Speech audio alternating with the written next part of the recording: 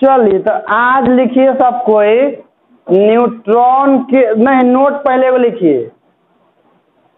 Hydrogen एक ऐसा तत्व है जिसमें एक भी न्यूट्रॉन नहीं होता है।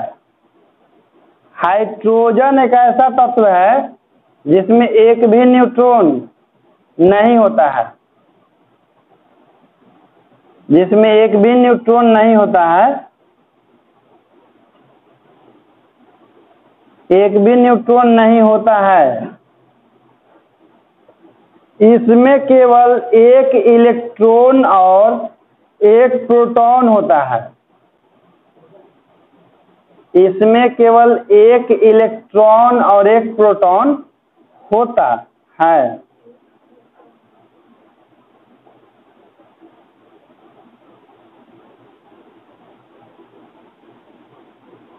एक इलेक्ट्रॉन और एक प्रोटॉन होता है। अब लिखिए टॉपिक न्यूट्रॉन के गुण।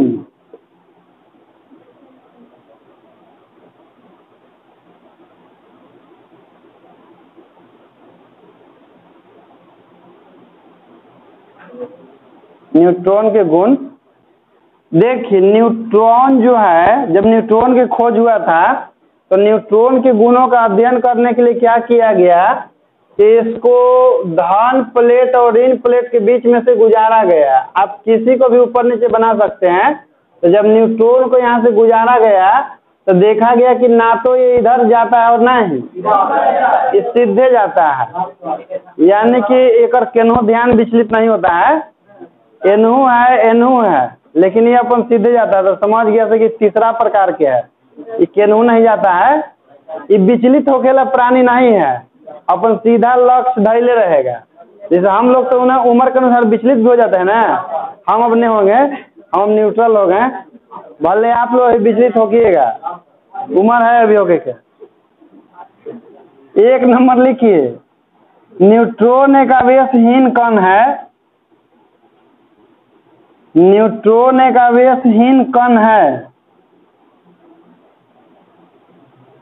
न्यूट्रॉन एक आवेशहीन कण है क्योंकि यह विद्युत एवं चुंबकीय क्षेत्र में,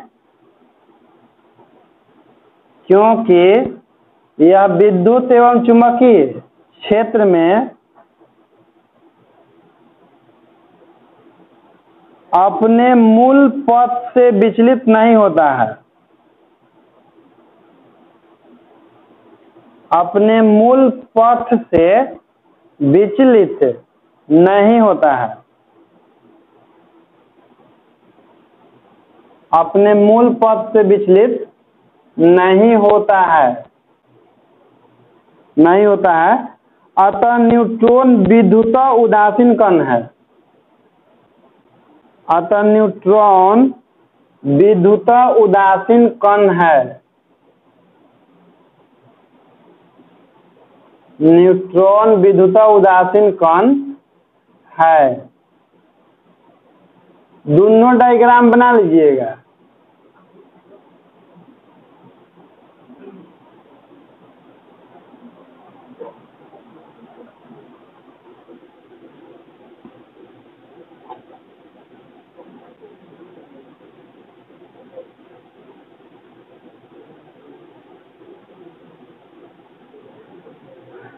जैसे वो धन प्लेट और ऋण प्लेट है ना, तो धन प्लेट और ऋण प्लेट के बीच में विद्युत क्षेत्र होता है।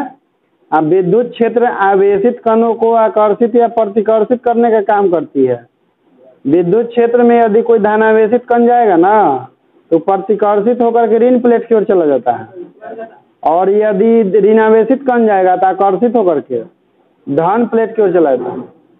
और चुंबकीय क्षेत्र में भी वैसे होता है, यानी कि दोनों सिचुएशन में बल लगता है। इसमें भी बल लगता है, इसमें भी बल लगता है। कब? जब कण आवेशित रहता है और उदासीन रहता है तो कोई बल।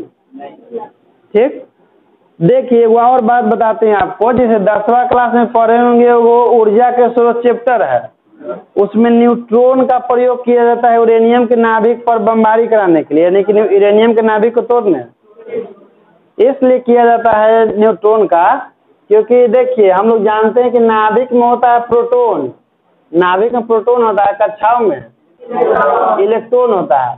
जैसे मान लीजिए कि आप यदि इलेक्ट्रॉन से अगर नाभिक पर अटैक कीजिएगा भी तो आखिर कक्षा तो हो कहीं आएगा ना, तो रास्ता में इलेक्ट्रॉन को भेटा जाएगा इलेक्ट्रॉन, इलेक्ट्रॉन भी ऋणावेशित है, और यदि इलेक्ट्रॉन से प्रहार कराइएगा तो वो भी, तो दोनों पर सेम आवेश हो गया ना। हम लोग जानते हैं कि सेम आवेश एक दूसरे को, यदि इलेक्ट्रॉन से प्रहार कराइएगा तो इलेक्ट्रॉन से वो विक्षेपित हो जाएगा प्रतिकर्षण कारण। अब मान लीजिए कि यदि प्रोटॉन से प्रहार कराइएगा तो जिसे इधर गुजरेगा कक्षा से होकर के, तो कक्षा में उपस्थित इलेक्ट्रॉन उसको अपनी ओर खींचना चाहेगा, क्योंकि इलेक्ट्रॉन होता है ऋणावेशित। अब प्रोटॉन से प्रहार कराएगा तो प्रोटॉन होता है, और धन आवेश ऋण आवेश को आकर्षित करता है ऋण आवेश, तो विचलित होगा, क्योंकि आकर्षण बल लगेगा तो अपन पथ से गड़बड़ाएगा ही। मान लीजिए कि तेजी से दम आया, बचू गया, ये सब कितनों खींच रहा था लेकिन ये सब तो नहीं खींचाया, बच भी जाता है तो एक जाना का नाभिक पर ना, नाभिक में धन आवेश होता है, तो इनमें से यदि बचू जाएगा ना आकर्षण से ना, तो नाभिक के पास जाएगा तो नाभिक उसको अपने आवेश से प्रतिकर्षित कर देगा, क्योंकि नाभिक क्या होता है, तो ना तो इलेक्ट्रॉन से हम लोग प्रहार करा सकते हैं इसके नाभिक पर, ना ही प्रोटोन से। इसलिए किसको चुना जाता है, क्योंकि ना तो इलेक्ट्रॉन से आकर्षित होगा प्रतिकर्षित होगा, ना ही एकरे से आकर्षित होगा, ना ही जहाँ पर अटैक किया जाएगा एकदम टारगेट पर जाकर लगेगा ढिचका एकदम ब्लास्ट। इसीलिए न्यूट्रॉन को चुना जाता है वहाँ पर यूरेनियम के बमबारी के लिए, यानी कि यूरेनियम के नाभिक को तोड़ने, ठीक ना। और जबकि 10 क्लास में कोई नहीं पूछा होगा कि सर न्यूट्रॉन का ही काहे प्रयोग करते हैं, इलेक्ट्रॉन और प्रोटॉन का प्रयोग है, तो इसका मेन कारण है कि उदासीन होता है, और वो ना तो आकर्षित होगा किसी से, ना ही प्रतिकर्षित होगा, एकदम सीधे जाएगा, तो इसमें भेदे की क्षमता ज़्यादा होता है, ठीक ना। तो दूसरा गुण लिखिए इसका, न्यूट्रॉन के उदासीन होने के कारण, न्यूट्रॉन के उदासीन होने के कारण इसकी भेदन क्षमता,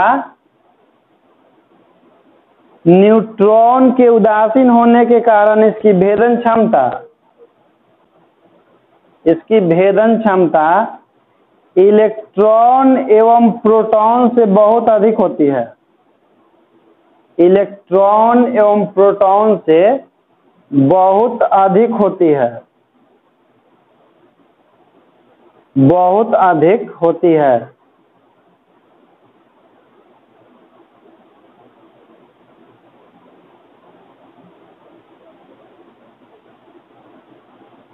ठीक ना। इसका भेदन क्षमता अधिक इसलिए होता है क्योंकि उदासीन होता है, तो उदासीन होने के कारण विचलित इधर उधर अपना दम सीधे जाता है, जिसको चाहेगा भेद सकता है। जैसे यदि मान ली कि हमारे शरीर से न्यूट्रॉन हो करके पार हो जाता है, हमको पता चलेगा कि नहीं, नहीं पता चलता है, क्योंकि बहुत छोटा कण है, हम लोग के एहसास ही नहीं होगा कि इलेक्ट्रॉन और प्रोटॉन हमारे शरीर से गुजरा।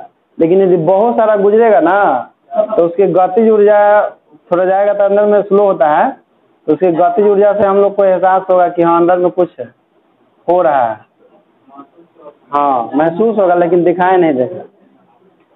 वो बाद में पढ़ना है, उसके बारे में भी नहीं पढ़ना है। तीसरा लिखिए, इसका द्रव्यमान प्रोटॉन के द्रव्यमान के लगभग बराबर होता है, इसका द्रव्यमान प्रोटॉन के द्रव्यमान के लगभग बराबर होता है, इसका द्रव्यमान प्रोटॉन के द्रव्यमान के लगभग बराबर होता है।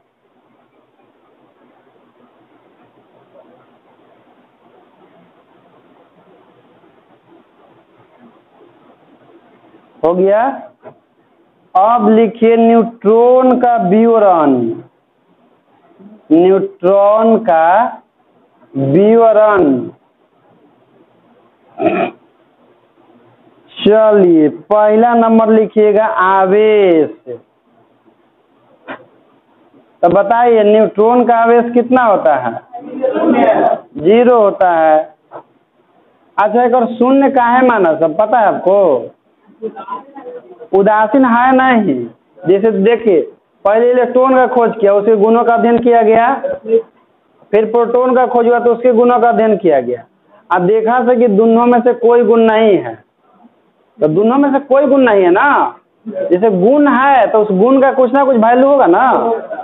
जैसे मान लीजिए कि इलेक्ट्रॉन है तो उसमें वो गुण है, आकर्षित होने वाला प्रतिकर्षण है उसका कुछ मान है। अब प्रोटॉन है तो उसमें भी वो गुण है जो आवेश है, तो उसका भी कुछ ना कुछ वैल्यू है। आई दोनों में से कोई गुणवा है ही नहीं है, तो जब गुणे नहीं है तो गुण का वैल्यू कैसे होगा। जैसे हम लोग कैसे कहते हैं कि एगो अच्छा आदमी है, एगो बहुत ही अच्छा आदमी है, मतलब उसमें अच्छाई की संख्या ज़्यादा है, तो कुछ वैल्यू होगा ना अच्छाई के। तो ये तो दोनों में से कोई है ही नहीं, यही से जीरो कहते हैं कि न्यूटन का आवेश क्या होता है, जीरो। मतलब दोनों में से कोई नहीं है, तनिको नहीं है दोनों वाला। आवेश के बारे में लिखे रहे देखो, न्यूट्रॉन पर आवेश का मान शून्य होता है। न्यूट्रॉन पर आवेश का मान शून्य होता है।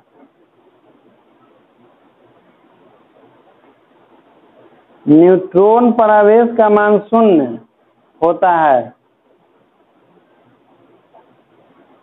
ठीक, दूसरा लिखिए द्रव्यमान। द्रव्यमान देखिए, लिखिए न्यूट्रॉन का द्रव्यमान,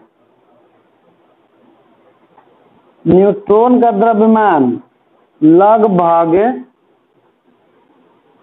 1.675 गुना 10 के पावर -27 kg होता है। 1.675 गुना 10 के पावर -27 kg होता है। अर्थात Mn बराबर 1.675 गुना 10 के पावर -27 kg। Mn का मतलब होता है मास ऑफ न्यूट्रॉन।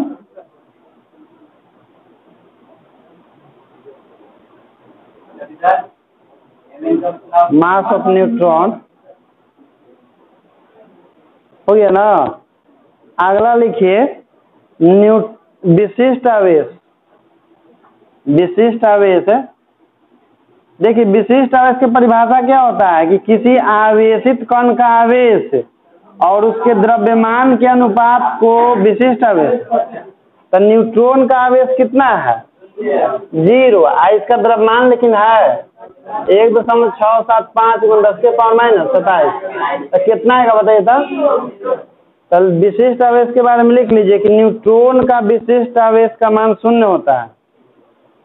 न्यूट्रॉन का विशिष्ट आवेश का मान शून्य होता है। न्यूट्रॉन का विशिष्ट आवेश का मान शून्य होता है।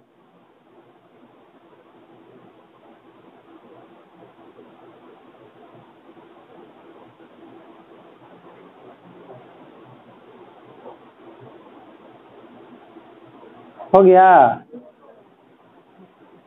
चलिए, कि वो बात याद आया था कौची बताने के लिए न्यूट्रॉन के बारे में। नहीं, अर्थात करके लिख सकते हैं, इतना लिख सकते हैं का 0 बटा इतना बराबर 0। वो तो आप समझ ही रहे हैं। देखिए वहाँ वो बात याद आ गया, बताने वाले थे आपको। जैसे देखिए बालक, किसका द्रव्यमान है, न्यूट्रॉन का। आप प्रोटॉन के द्रव्यमान होता है Mp बराबर 1.673 गुना 10 के पावर -27 kg। ठीक ना। अब देखिए हम आपको क्या कर रहे हैं कि दोनों में ज्यादा कौन है, न्यूट्रॉन का द्रव्यमान ज्यादा होता है। इसलिए तीनों कणों में सबसे भारी कण न्यूट्रॉन का माना जाता है, उससे थोड़ा सा हल्का प्रोटॉन को और सबसे हल्का इलेक्ट्रॉन के। चलिए क्वेश्चन आपको देते हैं कि क्या करना है। क्वेश्चन है ठीक ना, आपको इतना ज्ञात करना है Mn -Mp का मान ज्ञात करना है। क्वेश्चन लिखिए था Mn -Mp का मान ज्ञात करें। Mn -Mp का मान ज्ञात करें। इलेक्ट्रॉन प्रोटॉन न्यूट्रॉन के बारे में तो सब कुछ पढ़ लिए। अच्छा बताइए, जिनको बताना है वो हाथ खड़ा करेंगे। कि इलेक्ट्रॉन, प्रोटॉन और न्यूट्रॉन को परमाणु के मौलिक कण क्यों कहा जाता है, जबकि परमाणु में कुल 35 गो कण होता है, लेकिन तीनों के मौलिक कण क्यों कहते हैं? बोलेंगे नहीं, हाथ खड़ा करके एक बोलेंगे जिनको बोलना होगा। चलिए रोहित आप बताइए।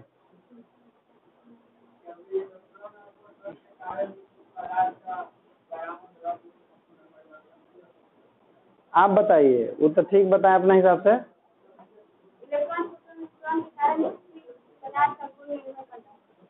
हाँ ठीक है, ये पूरा सही बताएं। बैठिए।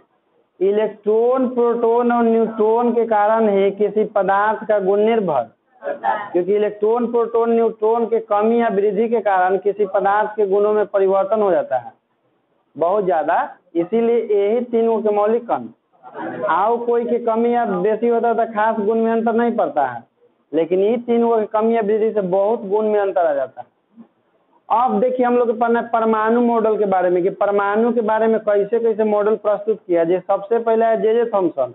वो कहे ना कि परमाणु जो है खरबूजा जैसा होता है, परमाणु गोलाकार होता है ना, तो वो कहे कि परमाणु खरबूजा जैसा होता है, जेकरा में पूरा खरबूजा में गुद्दा होता है। गुद्दा मतलब कि धन आवेश, जहाँ तहाँ धन आवेश रहता है।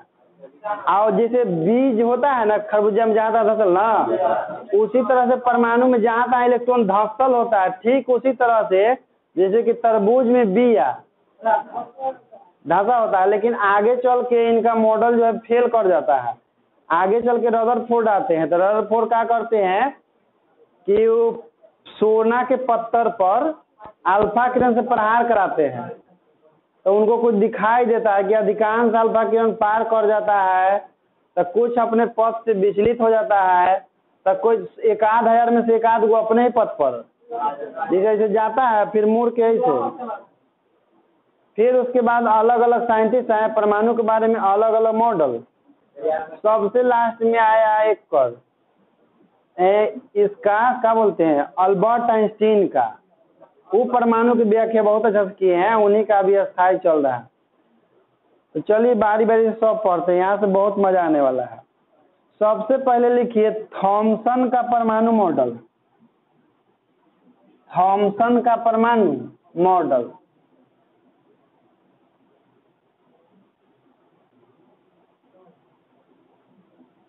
थॉमसन का परमाणु मॉडल।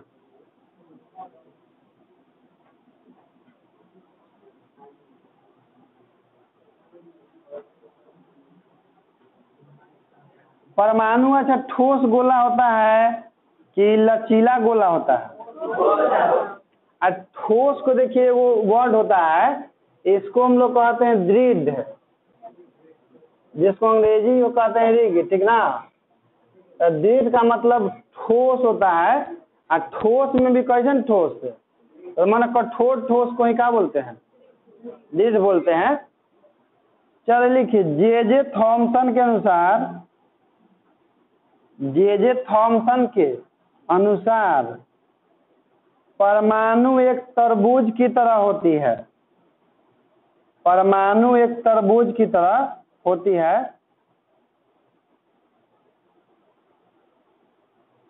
परमाणु एक तरबूज की तरह होती है तथा परमाणु एक दृढ़ गोला है, तथा परमाणु एक दृढ़ गोला है जिसका आकार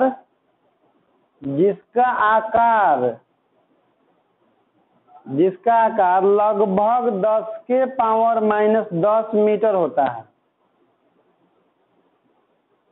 जिसका आकार लगभग 10 के पावर -10 मीटर होता है तथा परमाणु का धन आवेश, तथा परमाणु का धन आवेश पूरे गोले में, तथा परमाणु का धन आवेश पूरे गोले में एक समान रूप से बंटा रहता है। एक समान रूप से बंटा रहता है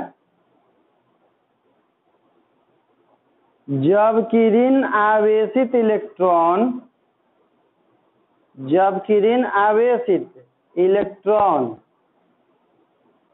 बीच बीच में धंसे रहते हैं। जबकि ऋण आवेशित इलेक्ट्रॉन बीच बीच में धंसे रहते हैं। जैसा कि तरबूज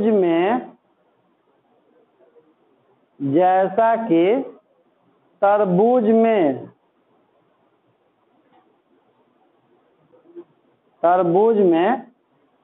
तरबूज के बीज धंसे रहते हैं।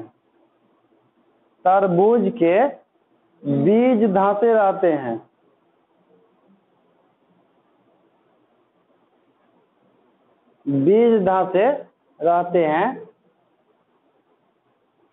तथा परमाणु में धन आवेश और ऋण आवेशित कणों की संख्या समान होने के कारण तथा परमाणु में धन आवेश और ऋण आवेशित कणों की संख्या समान होने के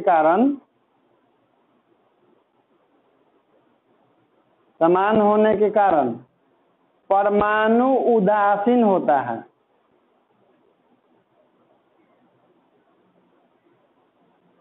परमाणु उदासीन होता है।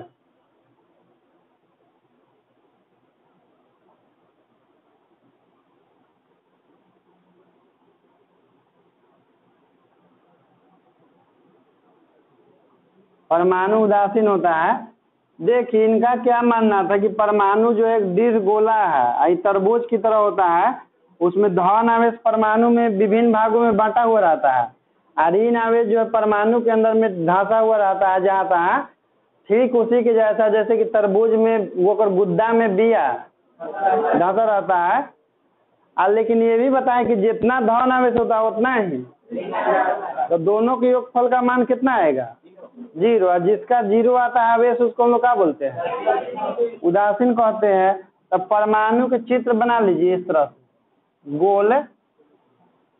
आगे चल के इनका मॉडल फेल कर जाता है।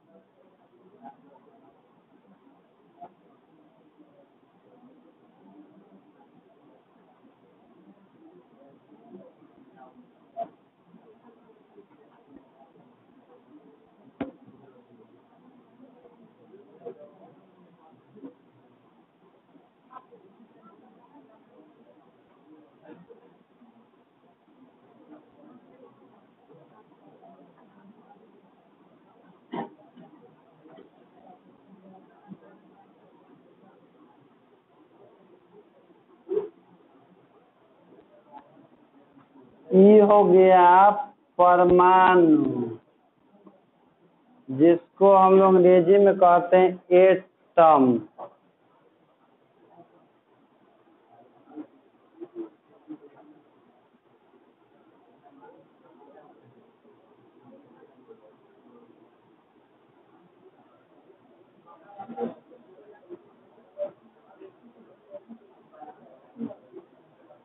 और डायग्राम बनाइए। कौन तो कह रहा है कि बनाहू लागी कहा है?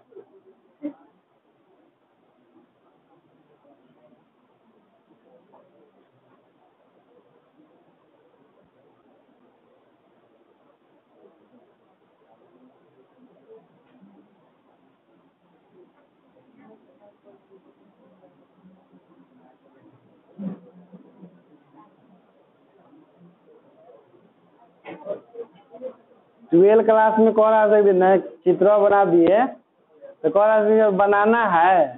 हम कहें कि नहीं परमाणु है।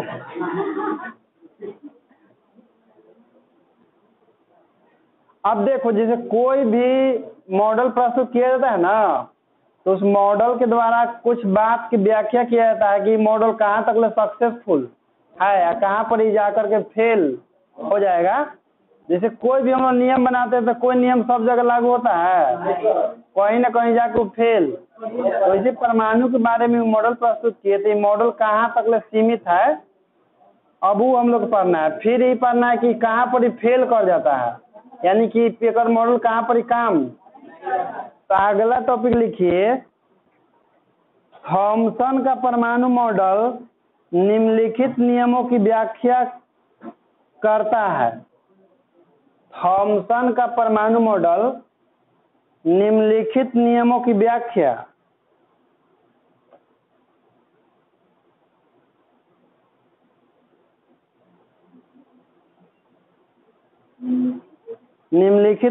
व्याख्या करता है।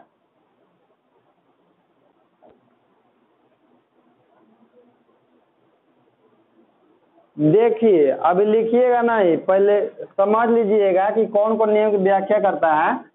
पहिलका देखिए कर है ना कि जो थॉमसन का परमाणु मॉडल है वो प्रकाश विद्युत प्रभाव के नियमों की व्याख्या करता है।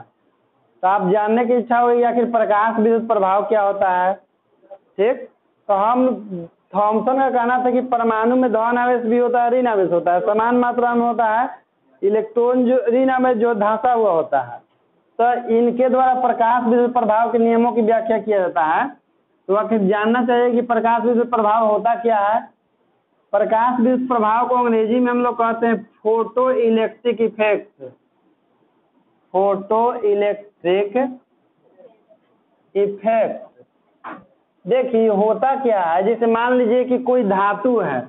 हम लोग जानते हैं कि दुनिया का प्रत्येक पदार्थ जो है परमाणुओं से मिलकर के बना हुआ है या अणुओं से मिलकर के बना हुआ है। तो कोई धातु होगा तो धातु में भी बहुत सारा परमाणु होगा।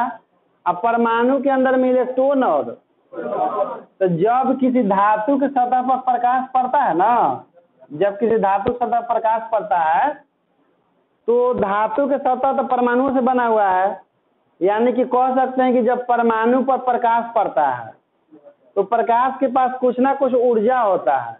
तो परमाणु के अंदर में जो इलेक्ट्रॉन होते हैं, परमाणु के अंदर में जो भी, तो उस ऊर्जा को ग्रहण करके धातु के सतह से बाहर उत्सर्जित होना शुरू कर देता है।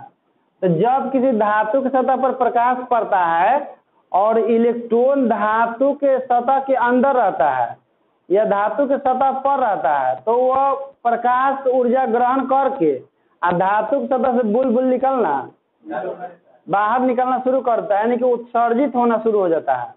तो इसी घटना को हम लोग कहते हैं प्रकाश विद्युत प्रभाव कहते हैं। तो परिभाषा क्या होता है प्रकाश विद्युत प्रभाव के कि किसी धातु के सतह पर प्रकाश आपतित होने से धातु के सतह से इलेक्ट्रॉन उत्सर्जित होने की घटना को प्रकाश विद्युत प्रभाव कहते हैं। ठीक ना।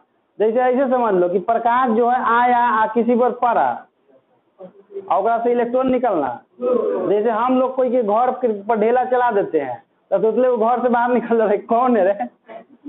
तो वही समझ लो कि अगर से प्रकाश के अटैक हो रहा है बाहर से तो वो सब निकल जा रहा है तो एकदम गर्म होके कि कौन है। यही घटना कहलाता है प्रकाश विद्युत प्रभाव। तो लिखिए तो पहला नियम, थॉमसन का परमाणु मॉडल प्रकाश विद्युत प्रभाव के नियमों की व्याख्या करता है।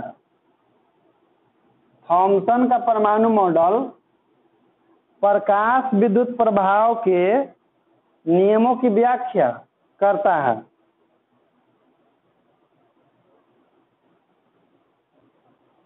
प्रकाश विद्युत प्रभाव के नियमों की व्याख्या करता है।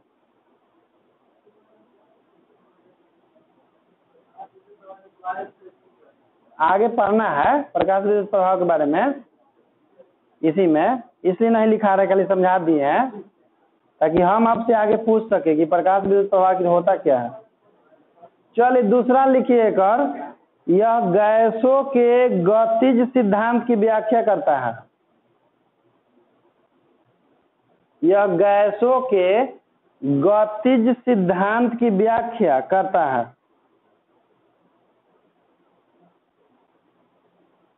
यह गैसों के गतिज सिद्धांत की व्याख्या करता है। यह गैसों के गतिज सिद्धांत की व्याख्या कहने का मतलब है कि जोसेफ थॉमसन का जो मॉडल है परमाणु मॉडल, उसके द्वारा हम लोग गैस के अणु जो गतिशील होते हैं ना, तो उसके अणु के गति के बारे में हम लोग व्याख्या एक नियम से कर सकते हैं। इस नियम के द्वारा कर सकते हैं और कोई गलती उसमें आगे आपको पढ़ना है। गैसों का गति सिद्धांत, लेकिन इस चैप्टर में नहीं, गैस के जब आएगा चैप्टर ना तो उसमें पढ़ना। तीसरा लिखिए, यह विद्युत चुंबकीय तरंगों के, यह विद्युत चुंबकीय तरंगों के, यह विद्युत चुंबकीय तरंगों के उत्सर्जन की घटनाओं की व्याख्या करता है। यह विद्युत चुंबकीय तरंगों के उत्सर्जन की घटनाओं की व्याख्या करता है।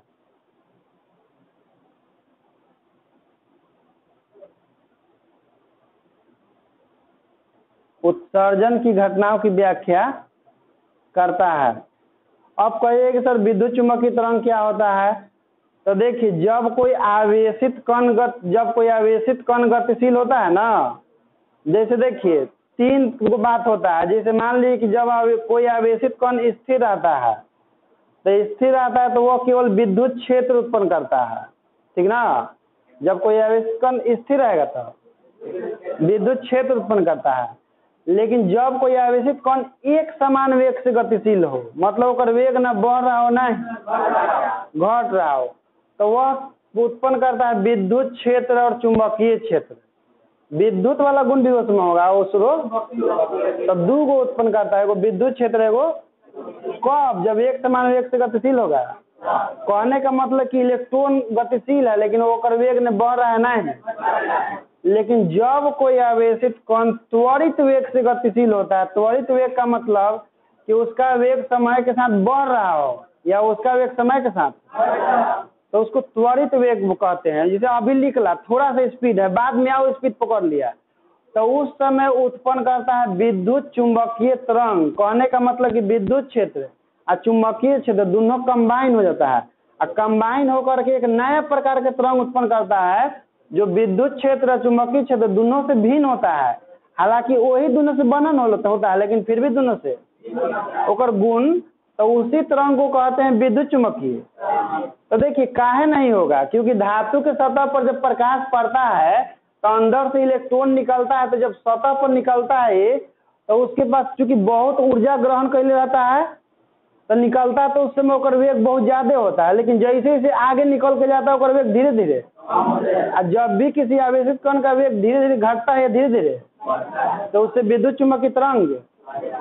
तो थॉमसन के परमाणु मॉडल के द्वारा इसका व्याख्या तो हम लोग कर ही सकते हैं, क्योंकि इनके अनुसार परमाणु के अंदर इलेक्ट्रॉन होता है, और जब प्रकाश पड़ता है तो इलेक्ट्रॉन उत्सर्जित होता है, और इलेक्ट्रॉन निकलेगा तो उस समय ओकर वेग ज्यादा तेज होगा सतह से निकलने के बाद। लेकिन धीरे धीरे जैसे जैसे एनर्जी कम होगा उसका वेग धीरे धीरे, तो विद्युत चुंबकीय तरंग उत्पन्न करेगा कि नहीं। तो यही हो गया थॉमसन के परमाणु मॉडल के, मतलब समझिए कि विशेषता भी कह सकते हैं, क्योंकि इसके परमाणु मॉडल के द्वारा हम लोग कुछ नियमों की व्याख्या कर दे रहे हैं। कौन कौन? एगो प्रकाश विद्युत प्रभाव के नियमों की व्याख्या, फिर गैस की गति सिद्धांत, और फिर विद्युत चुंबकीय कैसे उत्सर्जन होता है उसके बारे में भी व्याख्या कर दे रहे हैं। इसका दोष भी है, तो अगला टॉपिक लिख लीजिएगा, 2 दोष है इसका, लिखिएगा। थॉमसन के परमाणु मॉडल के दोष है, थॉमसन के परमाणु मॉडल के दोष।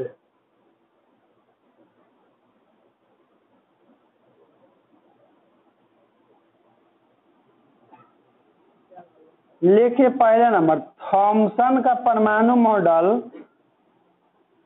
थॉमसन का परमाणु मॉडल अल्फा कणों, ऐसे लिखिएगा, थॉमसन का परमाणु मॉडल अल्फा कणों के प्रकीर्णन की व्याख्या नहीं करता है।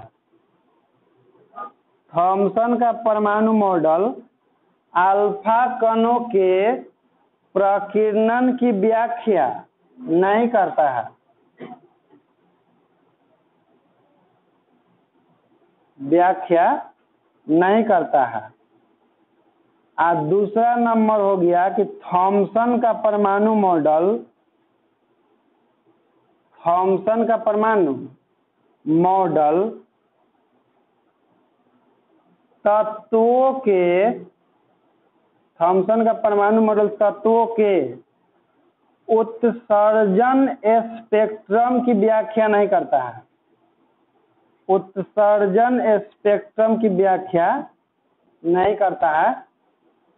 उत्सर्जन स्पेक्ट्रम की व्याख्या नहीं करता है। Paragraph change. इस आधार पर थॉमसन का परमाणु मॉडल असफल रहा। इस आधार पर थॉमसन का परमाणु मॉडल असफल रहा। असफल रहा।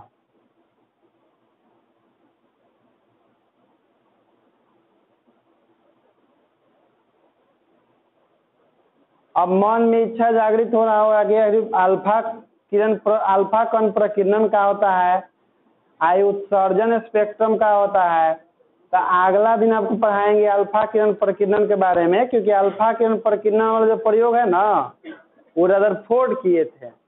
और उनका जो प्रयोग है, इनके जो परमाणु मॉडल समानता नहीं रखता। जैसे मान लीजिए कि आप कुछ के बारे में बताएं, हम भी वही के बारे में बता रहे हैं, परमाणुओं के बारे में, लेकिन मेरा जो हम जो देखें आपके मॉडल के अनुसार मेरा नियम काम तो आपके दोष में चला जाएगा, हमर गुण में आ जाएगा। जैसे हम बताएंगे तो जैसे मान लीजिए कि आप कॉलम बनाए लिखने के लिए, कॉलम का गुण लिखना, आप कैप नहीं बनाए, हम आए तो कैप बनाए कि इंक के उड़े से ही बचाता है, तो आपका दोष होगा कि फलना जो कॉलम बनाए थे ओकरा में कैप नहीं था, वो हमर गुण में आएगा कि हम आए तो ओकरा में कैप लगाए तो कॉलम के इंक नहीं होता। तो ऐसे विज्ञान में खोज होता है कि आप कुछ नहीं बता के जाइएगा ना और वो कोई आके बता देगा ना तो ओकर गुण हो जाएगा, अब विशेषता आपका दोष में चल जाएगा। समझे?